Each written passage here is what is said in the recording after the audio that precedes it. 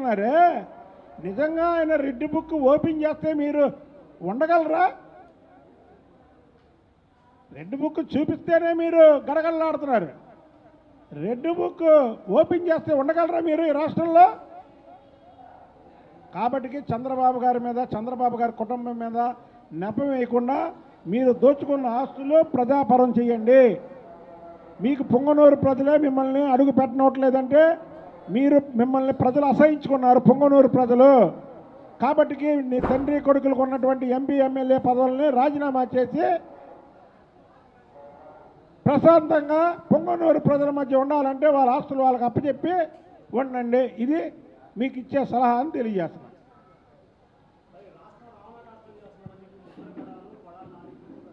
ఎప్పుడు ఇచ్చారమ్మా? ఎప్పుడు? ముద్రగడ పద్మనాభరెడ్డి. ముద్రగడ పద్మనాభరెడ్డి మాటలకి విలువ ఉందా? విలువ లేని మాటలు. కొడాలి నాని ఏం మాట్లాడాడు, ఎన్ని బూతులు మాట్లాడాడు, చంద్రబాబు గారిని ఏం మాట్లాడాడో తెలుసు కదా. కొడాలి నాని గారు ఒక వెధవ. వాడు అధికారంలో ఉండగా సినిమా థియేటరు, శరత్ థియేటరు ఆక్రమించాడు. ఇవాళ తెలుగుదేశం పార్టీ ప్రభుత్వం వచ్చిన తర్వాత అక్కడ ఉన్నటువంటి వెన్నిగిల్ల రాము నిజాయితీగా ఎవరైతే పార్ట్నర్లు ఉన్నారో వాళ్ళకి అప్పచెప్పాడు. అది రావణ కష్టమా?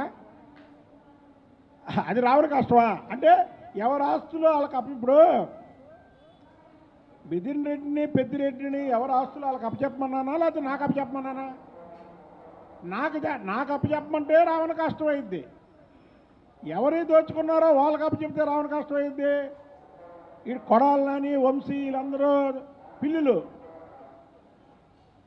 పులి వేషం కట్టుకొని జగన్మోహన్ రెడ్డిని కూడా మోసం చేశారు. వీళ్ళు పులి వేషం కట్టుకొని మేము పుల్లు అని జగన్మోహన్ రెడ్డిని కూడా మోసం చేస్తే జగన్మోహన్ రెడ్డి నిజమే నమ్మించాడు వీళ్ళు పుల్లు అనుకొని.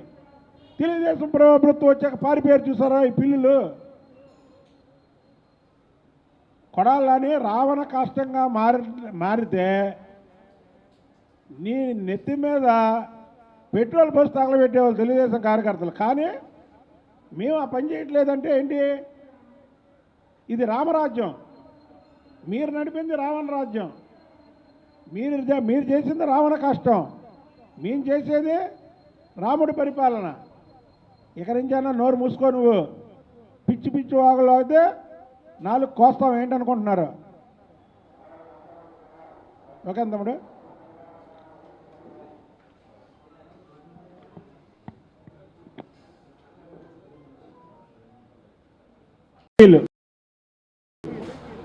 పెద్దిరెడ్డి రామచంద్రారెడ్డి వాళ్ళ కొడుకు పెద్దిరెడ్డి మిథున్ రెడ్డి.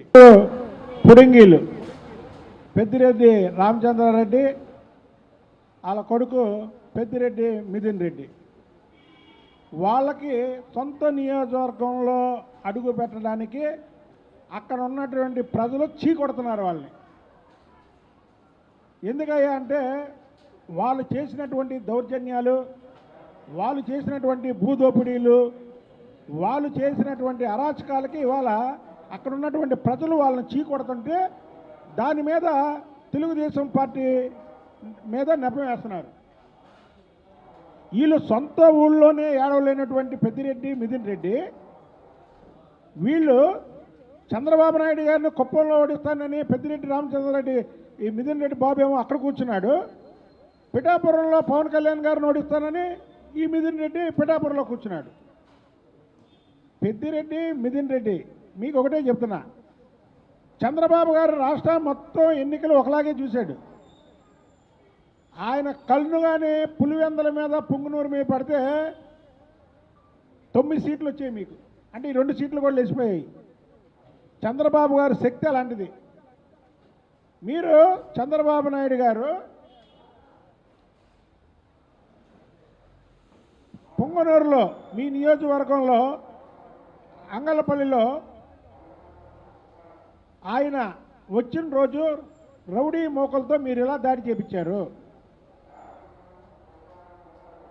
కిరాయి గుండాలతో ఎలా రాలిసిరిచ్చారు, దమ్ముగా ధైర్యంగా మీరు వయసు గురించి మాట్లాడతారు కదా, దమ్ముగా ధైర్యంగా దాన్ని ఎదుర్కొన్న వ్యక్తి చంద్రబాబు నాయుడు గారు. ఎదుర్కోవడమే కాదు, మీ ప్రతిపక్షంలో ఉన్న అధికారంలో ఉన్న ఒకటే. మేము ప్రజల కోసం పోరాడతాం కాబట్టి మాకు దమ్ముంది. నీలాగెళ్ళి ఇంట్లో దక్కోలా. మీరు దొంగతనాలు చేశారు, దోపిడీలు చేశారు, ప్రజల ఆస్తులుగా చేశారు కాబట్టి మీకు భయం ఉంటుంది. భయం ఉంది కాబట్టి రెడ్డప్ప ఇంట్లో దక్కున్నావు, నువ్వు ప్రజల ఆగ్రహానికి గురయ్యావు. ఏవో రెడ్డప్ప నువ్వేంటి అంటావు? మేము తెలుసుకుంటే చంద్రబాబు గారు ఉండలేడు. ఏంటి తెలుసుకునేది? 5 ఏళ్ళు తెలుసుకున్నారు కదా. మేము తెలుసుకుంటే మీరు ఉండలేరు, కానీ మేము తెలుసుకోము. అది కూడా చెప్తున్నాం, మీకు హామీ ఇస్తున్నా. మాదా సిద్ధాంతం కాదు. ఏంటి మీరు తెలుసుకునేది? ఎన్నిసార్లు తెలుసుకుంటారు మీరు? అసలు ఈ పెద్దిరెడ్డి కుటుంబం అరాచకాలు అంతా ఇంత కాదు. పెద్దిరెడ్డి మిథున్ రెడ్డి తూర్పుగోదావరి జిల్లా మీద కన్నేసి అక్కడ ఉన్నటువంటి గనులు ఏవైతే ఉన్నాయో ఎన్నో సంవత్సరాలు బట్టి గనులు లీజుకు నడుపుతున్నటువంటి వాళ్ళని బెదిరించి అందులో సగం గనులు వీళ్ళ సొంత మనుషుల పేరు మీద రాయించాడు. అలాగే పిఎల్ఆర్ ప్రాజెక్టు పేరుతో పాలేపల్లెంలో క్రషర్ ఏర్పాటు చేసి న్యాయబద్ధంగా నడుపుకుంటున్నటువంటి వ్యాపారులు ఎవరున్నారో వాళ్ళందరినీ బెదిరించి నయా పైసా చెల్లించకుండా ముడిరాయి తెచ్చుకొని పాలేపల్లెంలో క్రషర్లో దాన్ని కంకరగా మార్చి 100 కోట్లు దోచుకున్నాడు ఈ మిథున్ రెడ్డి. అసలు మీకు డబ్బు మీద ఎందుకే ఆశ? జగన్మోహన్ రెడ్డికి మీకు ఏం చేసుకుంటారా? అదేంటంటే ఈ రాష్ట్రంలో మేము ఏ వ్యాపారాలు చేయట్లేదని పెద్దిరెడ్డి అంటాడు. అసలు జగన్మోహన్ రెడ్డికి వ్యవస్థల గురించి తెలియని ముఖ్యమంత్రి ఎవరైనా పనిచేశాడంటే ఈ రాష్ట్రంలో జగన్మోహన్ రెడ్డి. ఎందుకు అలా చెప్తున్నానంటే పెద్దిరెడ్డికి గన్నులు ఉన్నాయి, దానికి సంబంధించినటువంటి శాఖని పెద్దిరెడ్డికి అప్పచెప్పాడు. దొంగ చేతికి తాళాలు ఇచ్చాడు జగన్మోహన్ రెడ్డి. ఎక్కడన్నా సరే భారతదేశంలో ఒక బ్యాంకులో డైరెక్టర్ అవ్వాలంటే ఆ బ్యాంకులో అతని పేరు మీద కానీ అతని ఇంట్లో వాళ్ళ పేరు మీద కానీ అప్పు ఉండకూడదు. ఒక దేవాదాయ శాఖలో ట్రస్ట్ బోర్డు మెంబర్గా ఉండాలంటే దాంట్లో వ్యాపారాలు కానీ అక్కడ కాంట్రాక్టులు కానీ ఉండకూడదు. ఈ చిన్న విషయం నాకు తెలిసినటువంటి విషయం కూడా జగన్మోహన్ రెడ్డికి తెలియదు. ఏ గనులైతే దోపిడీ చేసి 1000 కోట్లు సంపాదించాడో పెద్దిరెడ్డి, అదే గనుల శాఖకి మంత్రిని చేశాడయా. అంటే దొంగ చేతికి తాళం ఇచ్చాడు, అంతనో తిను అని. ఇవాళ డబ్బు మదంతో చంద్రబాబు నాయుడు గారు ఆ నియోజకవర్గంలో అడుగు పెడితే చంద్రబాబు నాయుడు గారు నియోజకవర్గంలో అడుగు పెట్టకూడదు. కిరాయి రేవుడులతో దాడి చేపిస్తే చంద్రబాబు గారు దాన్ని ఎదుర్కొన్నారు. ఇవాళ నీ మీద నిన్ను తరిమి కొట్టింది ఎవరు? నువ్వు తెలుగుదేశం పార్టీ వాళ్ళు అంటున్నావు. కాదు, అక్కడ ఉన్నటువంటి ప్రజలు. మీ అరాచకాలు లక్షల మంది బతికే ధనంతో మీ కుటుంబం బతుకుతుంది. మీ దగ్గర ఉన్నటువంటి డబ్బు కొన్ని లక్షల మంది బతకగలరు జీవితాంతం. మీకెందుకే అంత డబ్బు? అంత డబ్బు మీద ఆశ ఏంటి? నీ డబ్బు మదంతో అబ్బా కొడుకులు ఒకడేమో కుప్పల్లో ఉంటావా, కుప్పల్లో ఉండి ఓటుకి 10,000 ఇచ్చి చంద్రబాబు గారిని ఓడిస్తా అని అంటావా? ఇంకొకడు కొడుకేమో పిఠాపురంలో పవన్ కళ్యాణ్ గారిని ఓడిస్తానని అక్కడ 10,000. వీళ్ళకి డబ్బు మదంతో జగన్మోహన్ రెడ్డి ముఖ్యమంత్రిగా ఉన్నంతసేపు కూడా ఈ రాష్ట్రాన్ని ఒక చిత్తూరు జిల్లాలోనే కాకుండా అన్ని జిల్లాల్లో ఉన్నటువంటి గనులు వీళ్ళు సొంతంగా ఎవరైనా నిజాయితీగా వ్యాపారం చేసుకున్నా ఆ వ్యాపారంలో సగభాగం రాయించుకున్నారు. పెట్టండి కంప్లైంట్స్. ఎవరెవరి దగ్గర ఏమేమి రాపించుకున్నారో వాళ్ళందరూ ముందుకు రండి. మేమున్నాం. ఎవరి ఆస్తులు వాళ్ళకి ఇప్పిస్తాం. ఇది తెలుగుదేశం ప్రభుత్వం, కూటమి ప్రభుత్వం, ప్రజా ప్రభుత్వం, ప్రజల తరపునే ఉంటాం మేము. ఈ అబ్బా కొడుకుల్లాగా దోచుకోవడానికి లేరు ఎవరు. వీళ్ళకి డబ్బు మదం ఎక్కి కొట్టుకొని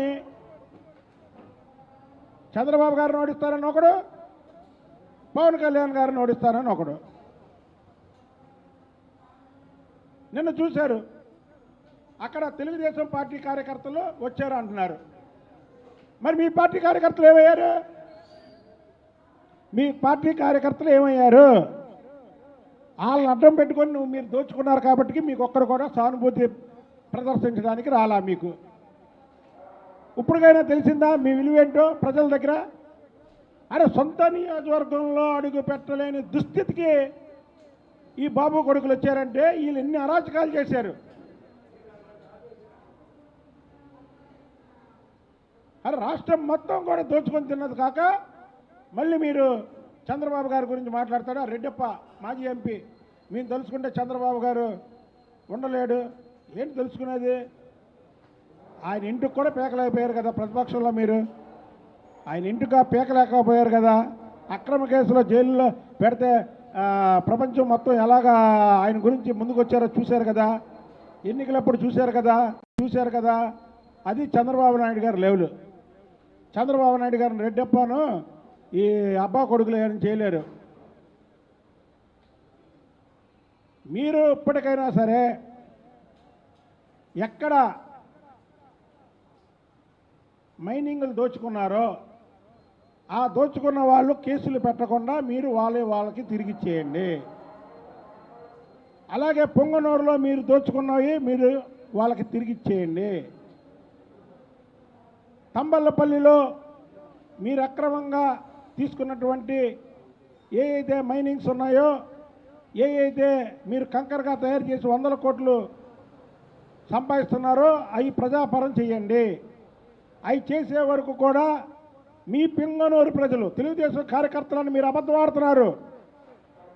మీ పొంగనూరు ప్రజలు మిమ్మల్ని క్షమించరు, మిమ్మల్ని అడుగు పెట్టనవరు. మీకు ఇది లాస్ట్ టైం ఎన్నికలు.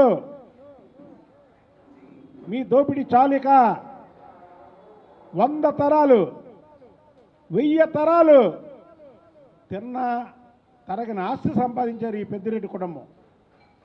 ఎందుకే మీకు అంత సంపద? పేదవాడిలాగా ఉండాలా? మీరు మాత్రం 1000 సంవత్సరాలు అంటే 1000 జన్మల్లో అంటే వాళ్ళకు వారసులు 1000 తరాలు తిన్న తరగని ఆస్తి సంపాదించారు ఇవాళ.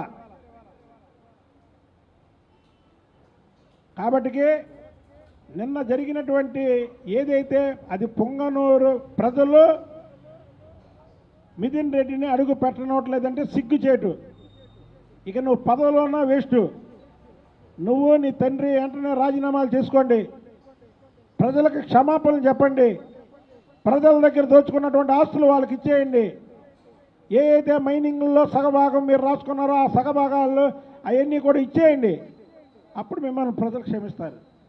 అంతేగాని ప్రజా ఆగ్రహానికి గురయ్యి తెలుగుదేశం పార్టీ దాడి చేపించింది, చంద్రబాబు నాయుడు గారు దాడి చేపించారు, చంద్రబాబు నాయుడు గారు దాడి చేపిస్తే మీరు ఉంటారా?